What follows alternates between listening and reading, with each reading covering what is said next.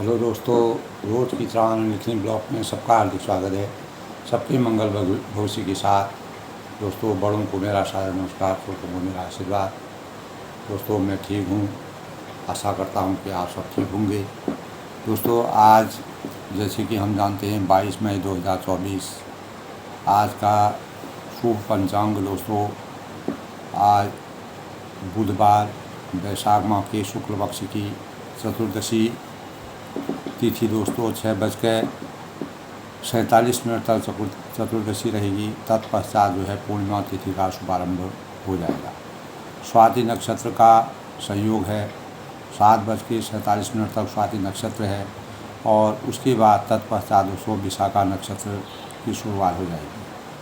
आज के शुभ मुहूर्त की अगर बात करें तो अभिजीत मुहूर्त दोस्तों आज नहीं है। किसी प्रकार के शुभ कार्यों को करना उतना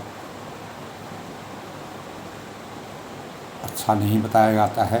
तो आज का अमृतकाल जो है 11:53 से 1:35 तक आज का अमृतकाल है। और ब्रह्म मुहूर्त दोस्तों 4:10 से 4:58 तक। और राहु काल 12:18 और 2:01। यानी राहु काल के दौरान कोई भी कार्य अगर आप आज अभिजीत मुहूर्त शुभ मुहूर्त की बेला कम है, लेकिन फिर भी राहु काल के दौरान 12:18 से 2:01 तक किसी प्रकार के भी कोई भी कार्य हम जो पहले से चले आ रहे कार्य हैं उनको भी राहु काल के दौरान कोई नया काम ना करें। आज सूर्योदय दोस्तों 5:46 पर और सूर्यास्त जो है 7 बजे होगा। दोस्तों, बुधवार का दिन है। भगवान गणेश जी प्रथम पूज्य के रूप में इस सृष्टि में आदिकाल से ही माने गए हैं। जब सृष्टि की रचना हुई, भगवान शिव ने सभी देवताओं की परीक्षा के लिए पृथ्वी की परिक्रमा का विधान बनाया और गणेश जी जो है सभी देवताओं ने पूरे ब्रह्मांड की परिक्रमा करने का मन बना करके पूरे ब्रह्मांड की परिक्रमा करने के सब चल पड़े। लेकिन गणेश जी के मन में एक बात सूझी कि उन्होंने कहा कि पूरे ब्रह्मांड के चक्कर लगाने से पहले हमें अपने माता पिता की परिक्रमा करनी चाहिए। माता पिता का अगर आशीर्वाद होगा तो हमें सब कुछ प्राप्त हो जाएगा। तो उनकी ज्ञान की बात है, विवेक उनके अंतःकरण में आया। उसी विवेक के परिणाम स्वरूप उन्होंने अपनी माता पिता की परिक्रमा की। तो भगवान की परीक्षा में वह सफल हुए और उन्होंने माता पिता की परिक्रमा की। उसी के परिणाम स्वरूप सभी देवताओं के आपसी सलाह संपर्क और सलाह के अनुसार, सबकी मान्यता के अनुसार गणेश जी को इसीलिए माता पिता एतो मे देवतम परम यद कर्तव्यम देवतव्यम तदादाभ्यम करो। माता पिता गुरु देवता माता पिता का स्थान ऊँचा होता है। वही हमारे अस्तित्व को बनाते हैं और वही हमारी उत्पत्ति करते हैं। इस संसार में, इस सृष्टि में दोस्तों माँ और पिता के स्वरूप से ही जब भगवान शिव जी ने इस धरातल पर सृष्टि का, ब्रह्मा विष्णु महेश ने सृष्टि का सृजन किया, तो उस समय जो है की रचना के अनुसार गणेश जी जो है प्रथम पूज्य के रूप में माने जाते हैं। तभी से गणेश जी को प्रथम पूज्य के रूप में माना जाता है। तो बुधवार की प्रकृति दोस्तों चर है और सौम्य मानी जाती है। और गणेश जी की और दुर्गा की उपासना का यह दिन माना जाता है। जो भी दोस्तों कमज़ोर मस्तिष्क से लोग होते हैं, किन्हीं का यानी जो लालन पालन है, किन्हीं कारणों से मस्तिष्क में दिमाग में कमज़ोरी आ जाती है, तो उन लोगों को जो है अपने विवेक को बढ़ाने के लिए, ज्ञान को बढ़ाने के लिए बुधवार का उपवास अवश्य रखना चाहिए। किसी प्रकार की भ्रम हो जाता है विचलित हो जाते हैं, तो बुधवार का व्रत जो है गणेश देवता का स्मरण करना और उनका ध्यान लगाना शुभकारी माना गया है। तो दोस्तों, बुध ग्रह और गणेश जी की आराधना करने से हमें अनेक प्रकार के शुभ कार्यों की प्राप्ति होती है। और गणेश जी प्रथम पूज्य मांगलिक कार्यों के प्रदाता माने गए। कोई भी मंगल कार्य होता है तो गजाननं भूतगणासेवितं कपिलजम्बू फलचार भक्षण उमा सुतं शोक विनाशकारकं नमामि विघ्नेश्वर पार्वती। यानी यहीं से जो है किसी भी मांगलिक कार्य की शुरुआत गणानांता गणपतिनाम विधिनांता विधि। तो यहीं से जो है हमारी शुभ कार्यों की संरचना शुरू होती है। कोई भी शुभ कार्य, विवाह होता है, कोई भी शुभ कार्य होते हैं तो उसमें गणेश पूजन सबसे पहले किया जाता है। इसका अभिप्राय यही है। और दूसरा दोस्तों, गणेश जी का वाहन मूषक था। मूषक जो है पूरी ब्रह्मांड का परिक्रमा करके सबसे पहले वह आया। और गणेश जी प्रथम पूज्य के रूप में इसलिए भी माना जाए, अनेक प्रकार की मान्यताएं हमारे शास्त्रों में विद्यमान हैं। तो दोस्तों, बुधवार जो है, जो लोग व्यापार के क्षेत्र में काम करते हैं और अनेक प्रकार के आदान प्रदान करते हैं, तो उनके जीवन के लिए बुधवार बहुत ही शुभ माना जाता है। तो व्यापार की दृष्टि से शुभकारी माना गया है। इस दिन दोस्तों हरी चीज़ों को खरीदना नहीं चाहिए, हरी चीज़ों का दान करना चाहिए। दवा नहीं खरीदना चाहिए, जिससे नकारात्मक ऊर्जा हमारे जीवन में आती है। दूब है और हरा जो कलर होता है या सफ़ेद कलर, वह गणेश जी को पसंद है। तो दुर्गा गणेश जी का प्रिय है, तो दुर्गा गणेश जी में चढ़ाया जाता है। दुर्गा शुद्धता का प्रतीक है। दुर्गा सप्तशती का पाठ इस दिन करना और गणेश चालीसा का पाठ करना बहुत ही शुभकारी माना गया है। हरी मूंग है, हरी दाल है, गणेश जी का के उसमें दान की जाते हैं। और गाय को जो है हरा चारा खिलाना शुभकारी माना जाता है। बुध मंत्र ओम गंग गणपति नमः, ओम गणपति नमः, यह बुध मंत्र है। तो बुध मंत्र का जाप हमको करना चाहिए। इस प्रकार दोस्तों, बुधवार की प्रकृति चर है और सौम्य है। हिंदू धर्म में बुधवार के दिन गणेश जी की पूजा करने का बड़ा विधान है। और शास्त्रों में बुधवार गणेश जी का दिन माना गया है। मैंने पहले भी बताया, बुध जो है वह बुद्धि, विवेक और विद्या का प्रतीक माना गया है। और बुधवार को काले कपड़ों को नहीं पहनना चाहिए, रुपयों का लेन देन नहीं करना चाहिए, पश्चिम दिशा में नहीं जाना चाहिए, पश्चिम दिशा शुभ माना गया है। और सभी प्रकार के कोई भी इस प्रकार के अपमाननीय चीज़ें होती हैं उनसे बचना चाहिए। किसी प्रकार के तर्क वितर्क में नहीं रहना चाहिए। गणेश जी को मोदक के लड्डुओं का भोग लगाना बहुत शुभ माना गया है। और ज्योतिष के अनुसार भगवान गणेश ग्रहों के राजकुमार कहलाते हैं। इसीलिए क्योंकि प्रथम पूज्य हैं, बुध ग्रह को समर्पित यह दिन है। तो पढ़ना है, लिखना है, स्टेशनरी से संबंधित जो सामान हैं, लिखाई पढ़ाई वाले, व्यापार से संबंधित कार्य हैं और अनेक प्रकार की इन चीज़ों में हमको शुभ और लाभकारी हमारा जीवन बनता है। ओम बूम बुधाय नमः यह बुधवार का बीज मंत्र है। अथवा ओम ऐं श्रीं बुधाय नमः का जाप करना, अगर 108 बार हम जाप करते हैं तो हमारे गणेश जी की कृपा बरसती है। और गणेश जी को दोस्तों दुर्गा और गणेश जी का पूजन करना चाहिए। गणेश जी के स्मरण करने से ओम गणपति नमः प्रथम पूज्य जो है दोस्तों, वो हमारे जीवन में सभी देवताओं के मान्य हैं। वो मानव जीवन के लिए शुभ संचिता और सुचिता के मानक माने गए हैं। रामचरितमानस का लंका कांड का प्रसंग चल रहा है और लंका कांड के प्रसंग में दोस्तों काफ़ी चीज़ें हम प्रसंग के स्वरूप हमें ज्ञान प्राप्त हुआ है। कैसे हनुमान जी सीता जी की खोज करके आए और आगे बढ़ते बढ़ते सेतु का निर्माण तक हो गया।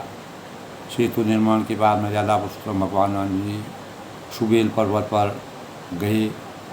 वहाँ पर उन्होंने अनेक प्रकार की नर लीलाएँ की और प्रकृति के साथ जो उनका वास्तविक आनंद था, अपनी सेना के साथ उन्होंने प्रकृति का आनंद लिया। हनुमान जी और अंगद जी ने अपना धन्य वो धनी हैं जो मर्यादा पुरुषोत्तम भगवान राम जी के वहाँ पर अनेक प्रकार से उनके सेवा भाव में जुटे हुए हैं। सारी सैनिक परमात्मा की सेवा का अवसर दोस्तों उसी को मिलता है जिसके भाग्य जो है भाग्य में सुचिता होती है, तो परमात्मा के सानिध्य में वही पहुंच पाता है। तो भगवान रघुवीर परमात्मा ने इस संसार की सृष्टि के अनुसार प्रकृति के साथ जो लगाव रखा, प्रकृति के साथ जो हमारे संबंध होने चाहिए, प्राकृतिक सौंदर्य का जिस प्रकार से उन्होंने 14 साल के वनवास के दौरान वन में प्रकृति से रोज जुटे रहे, ये मानव जीवन के लिए बहुत बड़ा संदेश है। दोस्तों आज हम पर्यावरण की समस्याओं से, अनेक प्रकार के प्रदूषण की समस्याओं से जूझ रहे हैं। पूरा विश्व जो है परेशान है। तो मर्यादा पुरुषोत्तम भगवान राम जी को दोस्तों उतना पहले यह मालूम था कि प्रकृति के साथ लगाव किए बिना, प्रकृति के से साथ अपना कंधे से कंधा मिला करके प्रकृति के सौजन्य से, प्रकृति के साथ हम जिस प्रकार के सौजन्य और सामंजस्य को हम रखेंगे तो हमें अपार आनंद की अनुभूति होगी। तो तुलसीदास जी ने भी दोस्तों अपनी पत्नी के द्वारा जिनको ज्ञान प्राप्त हुआ, अस्थि चरण मम देह में और तामे ऐसी प्रीत ऐसी जो श्री राम पर वो ही नहीं भई, तो उनकी पत्नी से उनको प्रेरणा मिली। तो दोस्तों इस संसार में प्रेरणा के कई स्रोत होते हैं। तुलसीदास जी ने जिन्होंने इतने बड़े रामचरितमानस की रचना की और शुरुआत में वह माया मोह के बंधन में इस प्रकार से फंसे हुए थे, तो वह अपनी पत्नी के बगैर वह एक सेकंड भी नहीं रह पाते थे, क्योंकि माया उनके अंतर्गत में थी। स्त्री प्रेम अच्छी बात है, लेकिन उनकी पत्नी ज़्यादा ज्ञानी थी, तो उन्होंने उनको ज्ञान से संचरित किया। तब उन्होंने कहा कि बार बार आप रात दिन मेरे चरणों में लगे रहते हो, मेरी सेवा करते हो, मेरे साथ लगे रहते हो, मेरे बिना नहीं रह सकते हो। आजकल के परिवेश में भी ऐसा है दोस्तों, क्योंकि स्त्री का सानिध्य पुरुष के लिए बहुत आवश्यक है। बिना पुरुष के, बिना स्त्री के पुरुष का अस्तित्व विहीन है। तो तुलसीदास जी को भी इस प्रकार का, तुलसीदास जी को अपनी पत्नी पर बहुत ही अथाह प्रेम था। इस प्रकार के प्रसंग मैंने पढ़े हैं दोस्तों। तो तब उनकी पत्नी ने एक बार जब वह अपना मायके जा रही थी, तो वो भी उनकी मायके जाने के लिए खुद ही तैयार हो गई। उन्होंने कहा कि हर जगह आप मेरे साथ चलते हैं और इस प्रकार से जो है इतना प्यार, इतना माया के बंधन में भी इंसान को लिप्त नहीं होना चाहिए। तो तब उन्होंने कहा अस्थि चरण देह में और तामे ऐसी थी, मेरा ये जो शरीर है ये हाड़ मांस का शरीर बना हुआ है, इसमें जो है माया, आपकी माया ने इसको इस प्रकार से बंधन में डाल रखा है, इसमें आपकी बहुत ही प्रीति है। तो दोस्तों जब हम सांसारिक माया मोह के बंधनों में फंसे रहते हैं, तो अंततोगत्वा हम जब ये आत्मा जब भौतिक शरीर से निकलती है, तो उससे पहले हमको परमात्मा पर विलीन हो जाना, परमात्मा पर आस्था रखना जीवन का एक पार्ट है, एक भाग के रूप में हमें परमात्मा के सानिध्य में जाना है। वही सार्थक जीवन की सबसे बड़ी कामना है। तो दोस्तों तब उनकी पत्नी ने कहा अस्थि चरण मम देह में और तामे ऐसी प्रीत ऐसी जो श्री राम पर हो ही नहीं होगी।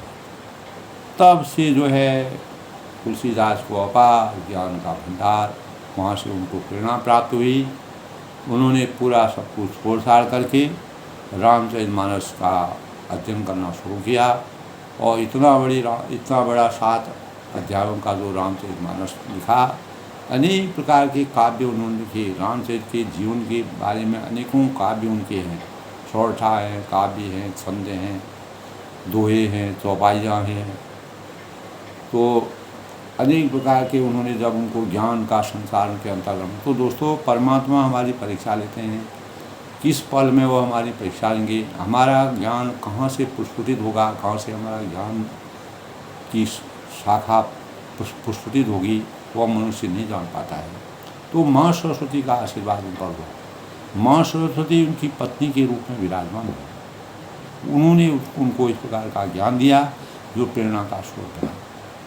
तो दोस्तों, इसी प्रकार मर्यादा पुरुषोत्तम भगवान राम जी ने कहा कि प्रकृति के साथ भी इस प्रकार का लगाव, जैसे हमें अपनी पत्नी से, अपने संबंधियों से, अपने मित्र से स्नेह होता है, हम एक दूसरे से स्नेह करते हैं, वही स्नेह हमें प्रकृति से भी होना चाहिए। तो तुलसीदास को इस प्रकार का ज्ञान होने से इतना बड़ा रामचरित का उन्होंने रचना की, जो आज हमारे जीवन के लिए एक प्रेरणा स्रोत के रूप में उभर रही है। तो दोस्तों, रघुवीर सुबेल पर्वत पर जब अपार आनंद और प्रकृति की छटा का वर्णन आनंद ले रहे थे, तब वहाँ लक्ष्मण जी वृक्ष के कोमल पत्ते और सुंदर फूलों को बिछा करके मर्यादा पुरुषोत्तम भगवान राम के लिए अपना आसन बनाने का प्रयास कर रहे थे और प्रकृति की छटा का आनंद ले रहे थे। प्रभु श्री राम जी वानर सुग्री की गोद में अपना सिर रखते हैं और उनकी बाईं ओर धनुष और दाहिने ओर तरकस विराजमान है, जैसा उनका स्वरूप है। इस प्रकार का उनका आभूषण है। वो दोनों कर कमलों में बाण सुरा रहे हैं और विभीषण जी कानों में लगकर सलाह उनको इस प्रकार से सलाह दे रहे हैं। तो अंगद और हनुमान जी भाग्यशाली हैं दोस्तों, जो अनेकों प्रकार के प्रभु के चरण कमलों के दास बन रहे हैं, उनकी सेवा कर रहे हैं, शुश्रूषा कर रहे हैं।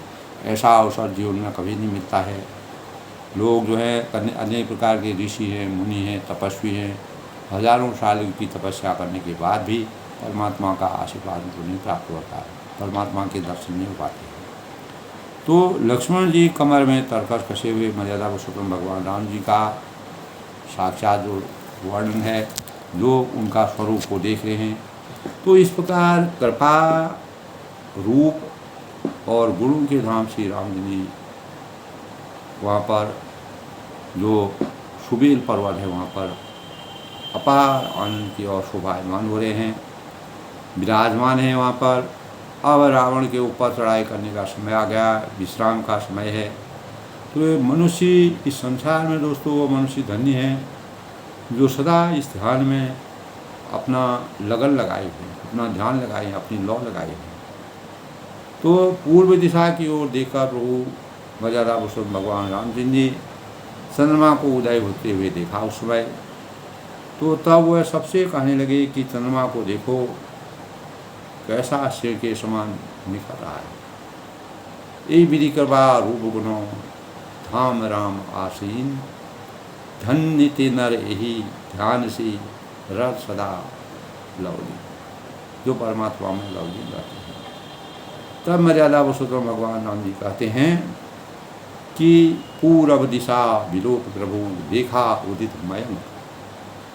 चंद्रमा को उदित होते हुए जब उन्होंने देखा, कहा तो सबही देखूँ सबही मृगपति सर, यानी चंद्रमा को देखो। सबसे कहते हैं चंद्रमा की छटा को देखो, उनका वर्णन देखो, उनके सौंदर्य को देखो, कैसा सिंह के समान निडर रूप में स्वतंत्र आसमान में आच्छादित होते हैं। इस प्रकार के भावों को कहते हुए मर्यादा पुरुषोत्तम भगवान रामचंद्र जी प्रकृति की छटा का वर्णन करते हुए और प्रकृति से ही चंद्रमा के सौंदर्य को भी जोड़ते हैं और उन्हीं भावों का वो वर्णन करते हैं। तो दोस्तों, हमारे जीवन का जो रहस्य है, तो जिस प्रकार तुलसीदास जी को अपनी पत्नी के माध्यम से इस प्रकार की प्रेरणा प्राप्ति हुई, तो विवेक रूपी सारथी कहा जाता है। तो विवेक जो है, जब तुलसीदास का विवेक खुला तो उन्होंने इतनी बड़ी रचना की और रामचंद्र के सौंदर्य का जिस प्रकार से वर्णन किया, तो भगवान श्री कृष्ण ने भी दोस्तों पल के प्रसंग में ये बातें थी, चंद्रमा का सौंदर्य जिस प्रकार रामचंद्र जी जो है शैल सुबील पर्वत पर जो है विराजमान थे, वहाँ का दृश्य दिखाया। तो विवेक जब जाग जाता है तो भगवान श्री कृष्ण ने गीता में ज्ञान में मानव को किसी योग का ज्ञान दिया और उन्होंने महाभारत में के युद्ध में चित्रण कर मनुष्य के जीवन को माना है। और मनुष्य के अंदर धर्म के लक्ष्य हैं, दान है, दया है, तप है और शौच व संतोष आदि को पांडव माना है। ये जो 5 चीज़ें हैं इसको उन्होंने पांडव माना है। तथा समस्त जो अवगुण हैं, जो दुर्गुण हैं, को कौरव माना। तो 2 गुण में उन्होंने बांट दिया। मनुष्य के अंदर धर्म के लक्षण जो होते हैं, सदाचार के लक्षण होते हैं धर्म की नीति के अनुसार, तो उसको दान मांगा, दया मांगा और तप और शौच व संतोष मांगा। उसको उन्होंने पांडवों का द्योतक बताया। और जो भी अवगुण होते हैं, विकार होते हैं, उनको जो है कौरवों का, अवगुणों का कोई अपार भंडार, कोई अपार है अवगुण। तो दुर्गुणों को कौरवों की सेना माना। तो इस प्रकार मानव इन दोनों सेनाओं के युद्ध में जब फंसा रहता है, जब अपने सत्कर्मों के द्वारा उनके अंदर पांडव 5 चीज़ें जब विराजमान हो जाती हैं, तो वह महाभारत का युद्ध जीतकर मोक्ष की प्राप्ति कर लेते हैं। तो इसी प्रकार दोस्तों, जो भी रावण के राक्षसी माया में जो भी राक्षस मर्यादा पुरुषोत्तम भगवान राम जी के हाथों से मोक्ष की प्राप्ति किए, वह धन्य हो गए। तो इसी अनुक्रम में दोस्तों युद्ध के शुरू में अर्जुन ने विषाद और के फलस्वरूप अपना गांडीव रस रखकर कहा है कि हे भगवान, अब यदि कौरव मेरा वध भी कर दें तो मेरे लिए कल्याणकारक होगा। क्योंकि अब यदि इसी के आधुनिक जीवन में देखें, आज के परिवेश में देखें, तो हम इसको यत्र तत्र हमको इस प्रकार का परिवेश दिखता है। तो आज के मानव अपने दुष्कर्मों के द्वारा कौरव सेना को बलिष्ठ कर दिया है। इस प्रकार का आतंक फैला हुआ है। तो आखिर में इस सेना की प्रबलता के कारण वह भी अर्जुन की तरह इन अवगुण रूपी कौरव सेना के हाथों मारे जाने से अपना कल्याण समझने लगते हैं।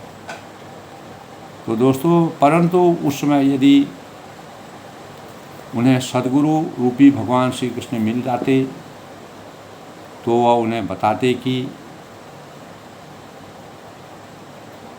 हे कुंती के पुत्र, सर्दी गर्मी और सुख दुख को देने वाले इंद्रिय और विष्णु के संयोग की उत्पत्ति, विनाश लीला और अनित्य, अर्थात कि हे भारत भूमि, इनको सहन कर और इस प्रकार दुख को समान समझने वाले धीर पुरुष ये इंद्रिय और विषयों के संयोग व्याकुल नहीं करते, तो वह मोक्ष के योग्य होता है। तो दोस्तों, इस विवेक रूपी सारथी, जब अर्जुन विवेक रूपी सारथी को मजबूती प्रदान करते हैं, तब तप है, शौच है, दया है, दान है व संतोष की अभिव्यक्ति स्वतः समाहित हो जाती है। तो तप के द्वारा मानव कामनाओं के विरुद्ध तब युद्ध लड़ा जाता है और शौच के द्वारा दुर्गुण रूपी कचरा जो है बाहर किया जाता है। जैसे कि दैनिक प्रक्रिया में हम देखते हैं और दया और दान और संतोष के द्वारा मन के संसार में भटकने से रोकने में सहायता मिलती है। तो मर्यादा पुरुषोत्तम भगवान राम जी अपने जीवन में सभी चीज़ों का संतुलन बना के रखा और मानव जीवन को अनेक लीलाओं में लीलाएं करके मानव जीवन को चरितार्थ किया। तो इस प्रकार दोस्तों संतुलित और नियंत्रित हुआ मनुष्य जो होता है, अगर मनुष्य विजय रथ पर सवार होकर सारथी रूपी विवेक के द्वारा, जिस बार अर्जुन सारथी रूपी विवेक के द्वारा भगवान कृष्ण का उनको आशीर्वाद प्राप्त हुआ, तो जीवन के युद्धों को बड़ी सुगमता से जीत लेता है। इसी प्रकार मर्यादा पुरुषोत्तम भगवान रामचंद्र ने अपने विवेक रूपी जो ज्ञान था, जो सहनशीलता थी, जो धैर्यशीलता थी, जो मानव मात्र के लिए प्रेरणा के स्रोत थे, उसी अनुसार मर्यादा की रचना करते हुए अपने शौर्य को आगे बढ़ाते हुए और मानव चेतना को जगाते हुए तुलसीदास जी ने अपार ज्ञान की निधि से रामचरितमानस में के अनेक भावों का सुंदर सा वर्णन किया। तो मर्यादा पुरुषोत्तम भगवान राम जी क्या सीता को वैसे नहीं ला सकते थे, हनुमान जी ला सकते थे। जो हनुमान जी पूरे पर्वत को उठा देते थे वो सीता सहित उठा करके ला जाते। लेकिन धैर्य, बुद्धि और संयम और मर्यादा नीति, इससे बिलख कर अगर कोई कार्य होते हैं तो उसकी कोई गणना नहीं होती। कोई प्रकार का जबरन वाला कार्य जो है मर्यादा पुरुषोत्तम भगवान राम नहीं करते थे। ज़बरदस्ती अपने सेवक को भी वह जो है अपने शरण में लेते थे तो उसके मन को आंकते थे। हनुमान जी के मन को आंकते हुए भगवान ने जो रचना, जो शक्ति, दिव्य शक्ति हनुमान जी को दी, तो परमात्मा जो है अंतर्यामी होने के साथ, तो कल के प्रसंग में दोस्तों जिस प्रकार सुबेर शैल पर पर्वत पर रघुवीर अपनी सेना के साथ बैठे हुए हैं, वहाँ विराजमान हो रहे हैं, अनेक प्रकार की लीलाएं कर रहे हैं, अंगद और हनुमान जी अपार आनंद की अपार अनुभव कर रहे हैं, भगवान के साक्षात दर्शन हो रहे हैं और पूर्व दिशा में जो है चंद्रमा का उदय हो रहा है। चंद्रमा शिव जी के सिर पर रहते हैं, शिव जी की जटाओं से गंगा का प्रवाह है। तो चंद्रमा की छवि को देखते हुए वह सभी को सिंह के समान उनकी रचना करते हैं। तो आज के प्रसंग में दोस्तों पूर्व दिशि गिरि गुहा निवासी परम प्रताप तेज बदरासी मन नाग तम कुंभ विदारी शश की शरीर बदन, यानी विवेक रूपी सारथी जो है मर्यादा पुरुषोत्तम भगवान राम जी को अंगद और हनुमान जो हैं वह विवेक रूपी सारथी के रूप में मिले। जो नल और नील जो है जिन्होंने उतने बड़े सेतु की रचना की, तो पूर्व दिशा रूपी पर्वत की गुफा में रहने वाला अत्यंत प्रताप तेज और बल की राशि का चंद्रमा रूपी जो सिंह अंधकार रूपी मत वाले हाथी के मस्तक को विदीर्ण करके मत्त नाग तम कुंभ विदारी शश केसरी गगन मंचारी, आकाश रूपी बन के निर्भय, आकाश रूपी वन में जो है निर्भय विचर रहा है। चंद्रमा की छवि का वर्णन है। तो तुलसीदास जी ने दोस्तों इस प्रकार के रामचंद्र के पात्र के रूप में, आदर्श पात्र के रूप में जिस प्रकार की रचना तुलसीदास ने की है वह हृदय को छूने वाली है। बिथुरे नभ मुक्ताहल तारा निश सुंदरी केर श्रृंगारा, और रावण पर आक्रमण का समय आ रहा है। ऐसे समय में प्रकृति की छटा किस प्रकार से अपने अपने रूप रंग गुणशील अपार को दिखा रही हैं, उनका वर्णन कर रहे हैं। कह प्रभु शशि महु मेच कताई कहूँ कहा निर्मति पाई, आकाश में बिखरे हुए जो तारे मोतियों के समान दिख रहे हैं और रात्रि के सुंदर स्त्री के श्रृंगार के समान निशी सुंदरी केर श्रृंगारा, ऐसा लग रहा है कि रात्रि ने जिस प्रकार स्त्री पूरी श्रृंगारिक होकर के उसकी छटा अपार छटा हो जाती है, अलंकृत हो जाती है। उसी प्रकार रात की जो है सुंदर छटा में सुंदरी बन कर के जो है दिख रही हैं। कहा प्रभु शशि महु मेज कताई। तो भगवान कहते हैं कि हे भाइयों, चंद्रमा में जो कालापन है, जो चंद्रमा में जो कालापन आ गया है वह क्या है, उसके बारे में किसी ने सोच विचार किया? कहूँ काव निज निज मति भाई, अपनी अपनी बुद्धि के अनुसार सब बताओ कि जो कालापन चंद्रमा में आया है वह किस कारण से आया। कह सुग्रीव सुनहु रघुराई, शशि महु प्रगट भूमि के छाई। मारे हूँ राव शिशिर शिशि कहु कोई, उड़ कहाँ परी श्यामता छो। तब सुग्रीव वानरराज सुग्रीव ने कहा कि रघुनाथ जी, कहा सुग्रीव सुनहु रघुराई, शशि महु प्रगट भूमि के छाई। चंद्रमा में पृथ्वी की छाया दिखाई दे रही है। और इसी ने कहा कि चंद्रमा को राहु ने मार डाला है।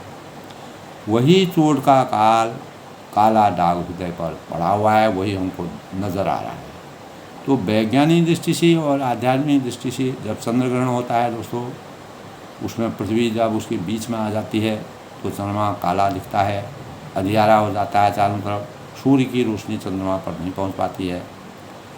और तमाम हमारे जो शास्त्र हैं, शास्त्रों की मर्यादा है कि राहु, जो 9 ग्रह होते हैं उसमें राहु भी एक ग्रह होता है, वह चंद्रमा के ने राहु को मारा था। वही चोट का काला दाग हृदय पर पड़ा हुआ है। दोनों भाव हैं दोस्तों। को का सब विधि रतिमुख कीना, सार भाग शशि कर हरिलीना। छिद्र सो प्रकट इंदु उर्माही, तिहि मग देखो नव परछाई। कोई यही भी कहता है, अलग अलग विचार हैं, अलग अलग मत हैं, अलग अलग भाव हैं।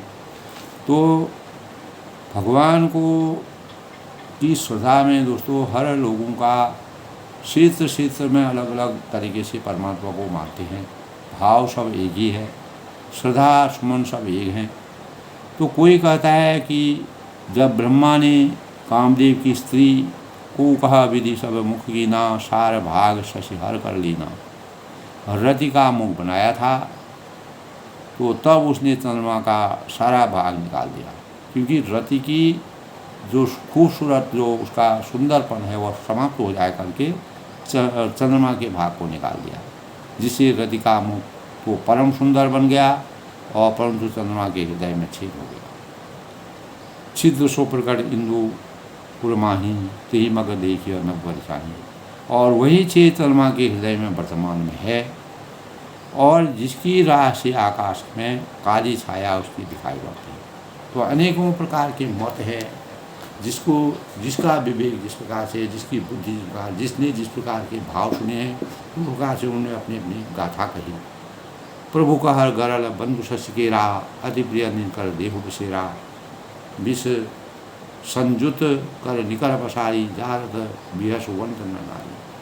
तब प्रभु श्री राम जी ने कहा, प्रभु सब गरल बंधु शशि केरा, कि चंद्रमा बहुत प्यारा भाई है, बहुत ही निराला है, प्यारा है, शुभ है, और अति प्रिय निज उर दीन बशीरा।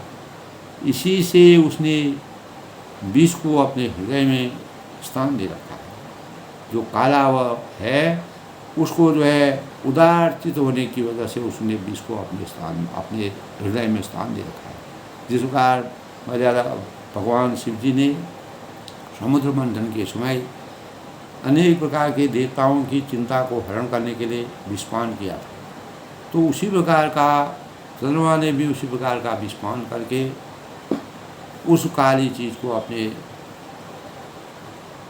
उसको अपने में निहित कर रखा है, अपने में रखा है। विषयुक्त अपने किरण समूह को फैलाकर वह वियोगी नई नर नारियों को जलाता रहा। तो अनेक प्रकार के हृदयों को इससे आत्मा कलुषित होती है, परेशान होती है। तो कह हनुमान तो सुनाऊँ प्रभु शशि तुम्हार प्रियदास। तब हनुमान जी ने अपने ज्ञान बुद्धि विवेक से कहा कि ये प्रभु सुनिए, चंद्रमा आपका प्रिय दास है, आपका दास है, आपका सेवक है, आप अंतर्यामी हैं, आप सब कुछ जानते हैं, आप शिरोमणि हैं, रघुवंश के धीर हैं, तो प्रतापी हैं, और तब मूरज विदु उर्वशति सोई श्याम का आभास। आपकी सुंदर श्याम सुंदर मूर्ति चरण के हृदय में बसती है, और वही श्यामता की झलक चरणों में, यानी मर्यादा पुरुषोत्तम भगवान राम जी सांवली वर्णन की है। तो उन्होंने कहा जो आपका इस प्रकार का वर्णन है, वही वर्णन जो है चंद्रमा ने अपने ऊपर धारण किया है, क्योंकि चंद्रमा जो है आपका हमेशा के लिए सदैव के लिए आपका दास बना है, आपका प्रिय है, दास है। आपकी सुंदर श्याम मूर्ति चंद्रमा को भाती है, इसीलिए उसने उस मूर्ति को अपने ऊपर धारण किया। तरह तरह की बातें आती हैं। पवन तनय की वचन सुनी व्यसी राम श्री राम। तब हनुमान जी की इस प्रकार की बातों को सुन करके जब रामचंद्र की छटा को चंद्रमा के ऊपर उन्होंने इस प्रकार के भाव बनाई, तुलसीदास ने दोस्तों इस प्रकार का जो हृदय छूने वाला जो वर्णन किया है, पवन तनय की वचन सुनी व्यसी राम सुजान, दक्षिण दिश अवलोक प्रभु बोले कृपाल। पवन तनय की वचन सुनी व्यसी राम सुजान, दक्षिण दिश अवलोक प्रभु बोले कृपाल। तब कृपा की निधान जो को पूरा पता है। जब पवन सुत हनुमान जी ने के वचन मर्यादा पुरुषोत्तम भगवान राम जी सुने, तो श्री रामचंद्र जी अंतर्मन में और हंसने लगे, और फिर दक्षिण दिशा की ओर देखकर कृपा निधि प्रभु बोले। अब वह क्या बोलते हैं दोस्तों, देख विभीषण दक्षिण आशा, घन घमन विदामनी विलासा, मधुर मधुर गर्जई घन घोरा, हो वृष्टि जन कठोरा। तब वो विभीषण से कहते हैं कि दक्षिण दिशा की ओर देखो, बादल कैसा घुमा रहा है, बादलों का आपस में टकराना, एक जगह से दूसरी जाना, तेज़ गति से बादलों का बहना, और बिजली चमक रही है। जब बादल आपस में टकराते हैं तो बिजली पैदा होती है। तो भयानक बादल मीठे मीठे मधुर मधुर गरजई घन घोरा, मीठे मीठे स्वरों में जो है बादल गरज रहे हैं। हो वृष्टि जन ऊपर कठोरा, कहीं कठोर ओलों की वर्षा न हो। तो इस प्रकार से जो है कह विभीषण सुनव कृपाला। तब विभीषण में ज़्यादा पुरुषोत्तम भगवान राम जी की इस प्रकार की बातों को सुन करके अंतर्यामी थे, आगे क्या होगा उसको जानते थे। ऐसी बातों को सुन करके विभीषण बोले, हे कृपालु सुनिए, वह न तो बिजली है न बादलों की छटा है, हो इन तड़ित न बारिद माला। तो लंका शिखर ऊपर आगा था, लंका की चोटी पर एक महान है, और तहाँ 10 कंदर देख आगा अखाड़ा, और वही 10 ग्रीव रावण जो है, 10 सिर और 20 भुजाओं वाला जो रावण है, नाच गाने का अखाड़ा देख रहा है। इस प्रकार से जो है अपने आप में मग्न है, रावण की ऐसी बेला है। तो वहीं पर से इस प्रकार के आभा उसने बिखेर रखी है। जो दोस्तों आज वैज्ञानिक दृष्टिकोण में दिखता था, वह उस समय इस प्रकार की मायावी रूप में इस प्रकार की चीज़ें हो जाती थी। उसी से विज्ञान की रचना हुई। तो रामचरितमानस दोस्तों हमारे जीवन के लिए प्रेरणा का बहुत बड़ा स्रोत बनता है। ऐसी घटनाएं भी उस समय होती थी जो वैज्ञानिक दृष्टिकोण से बहुत ही हमारे जीवन को चरितार्थ करती है, और वहीं से विज्ञान का उद्भव होता है। तो छत्र अब रावण वहाँ पर अनेक प्रकार की लीलाएं कर रहा है, अप्सराओं को नचा रहा है। तब विभीषण को सब मालूम है कि रावण क्या क्या करता है। अब एक एक करके जो है विभीषण की उनके जो बात हैं, जो उनके जिस प्रकार से वो वहाँ पर दैनिक क्रियाएँ करते हैं, उनके बारे में विधिवत बताते हैं। तो कह विभीषण सुना को वाला हो इन तड़ित न बारिद माला। न वो बिजली है, न कोई ऐसी यानी न तो बिजली है, न बादलों की घटा है। वह लंका की छोटी सी एक महल है, और जहाँ पर 10 गिरी जो रावण है वो अनेक प्रकार की लीलाएँ करता है, नाच गाना गाते हैं, अप्सराओं को नचाता है, अखाड़ा उसको देख रहा है। तो ऐसे समय पर वहाँ का लंका सोने की लंका है, उसका आनंद ले रहा है। छत्र में डंबर सिरधारी, सोई जन जलद घटा अधिकारी, मंदोदरी स्वर्ण ताटंका सोई प्रभु जन दबंका। तब छत्र मेघ डंपर सिरधारी, रावण के सिर पर जो मेघंडा बादलों के डंबर जैसा विशाल और काला छत्र धारण कर रखा है, इस प्रकार का छत्र वहाँ पर धारण किया हुआ है। तो मंदोदरी स्वर्ण ताटंका, और मानो वही बादलों की अत्यंत काली घटा है, वो हमको काली घटा, बादलों की काली घटा के समान दिख रही है।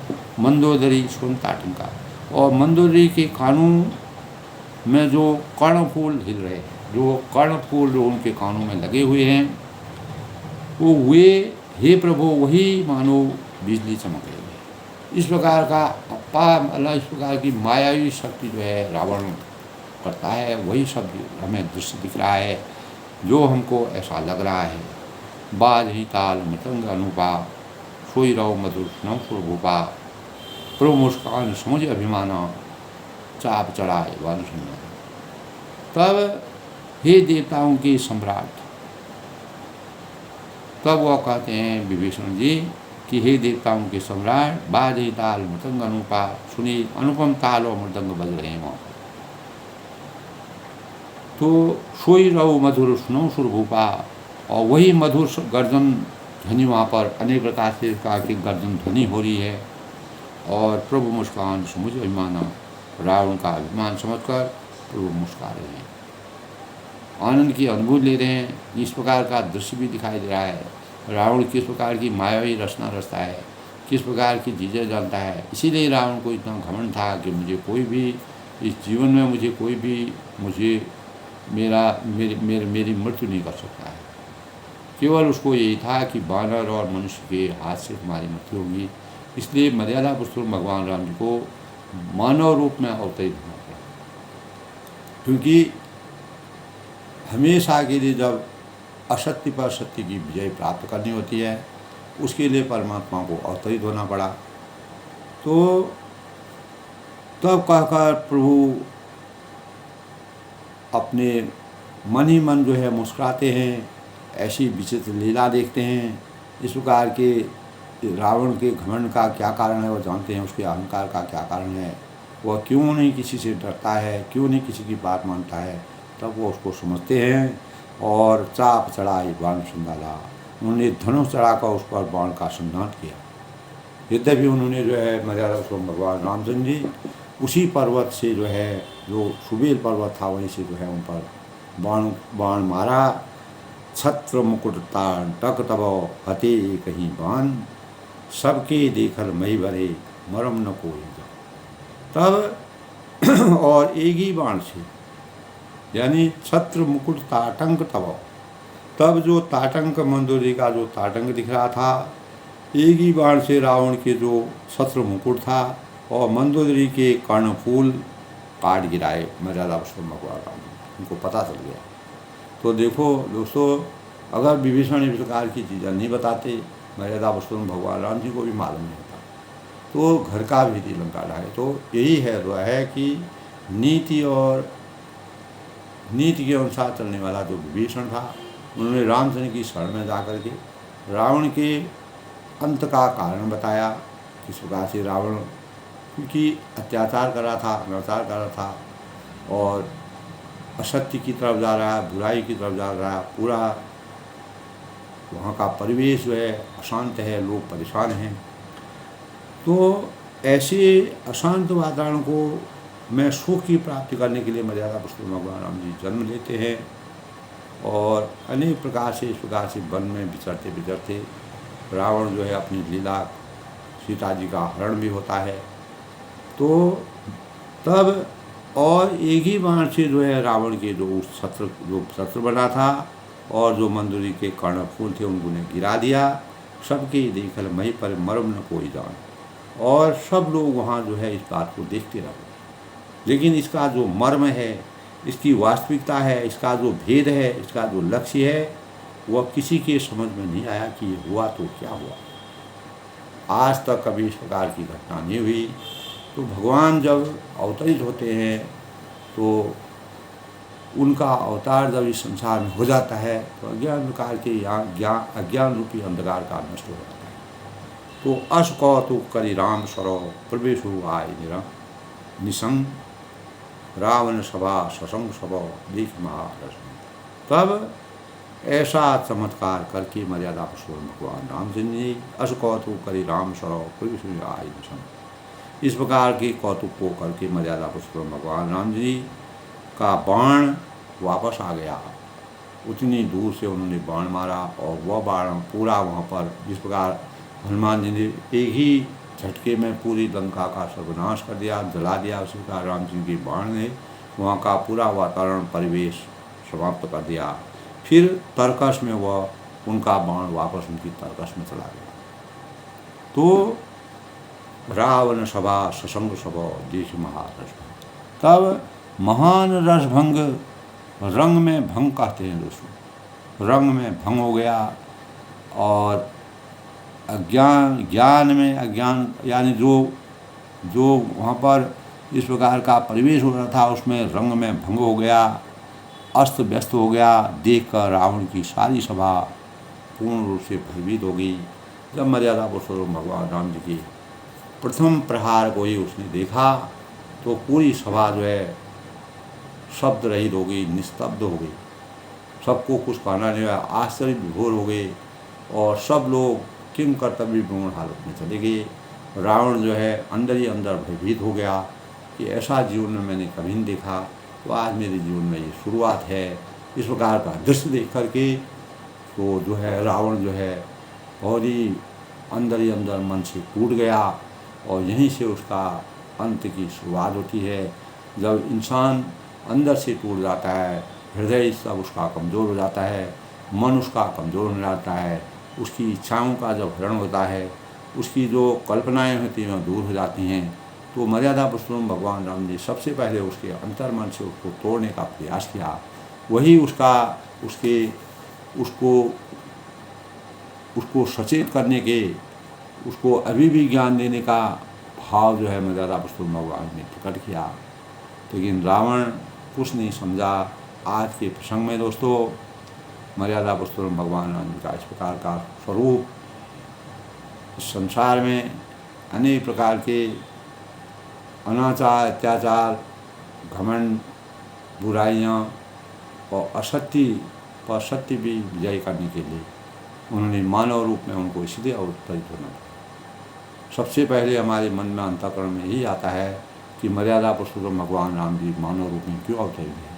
उनका सबसे बड़ा लक्ष्य यही था कि अनेक प्रकार की जो संसार में सत्य से असत्य की ओर दुनिया जा रही थी, परेशान हो रही थी, इस सृष्टि में जो है अज्ञान रूपी अंधकार का स्वरूप आच्छादित होने लगा। तो इसी स्वरूप को समाप्त करने के लिए तब विभीषण ने कहा कि आपका जो है चंद्रमा दास है और वह आपके स्वरूप को, जो आपका श्यामल वर्ण है, उसको अपने अंदर में निहित किया हुआ है। तो ऐसे भावों को सुन करके मर्यादा पुरुषोत्तम भगवान जब रावण का इस प्रकार का गर्जना सुनी तो मर्यादा पुरुषोत्तम भगवान ने एक ही बाण से उसका पूरा महल हिला दिया और वह निस्तब्ध हो गया। सबके मंगल हो उसकी कामना के साथ दोस्तों इसी प्रकार रामचरितमानस का श्रवण करिए और अपार आनंद की अनुभूति कीजिए।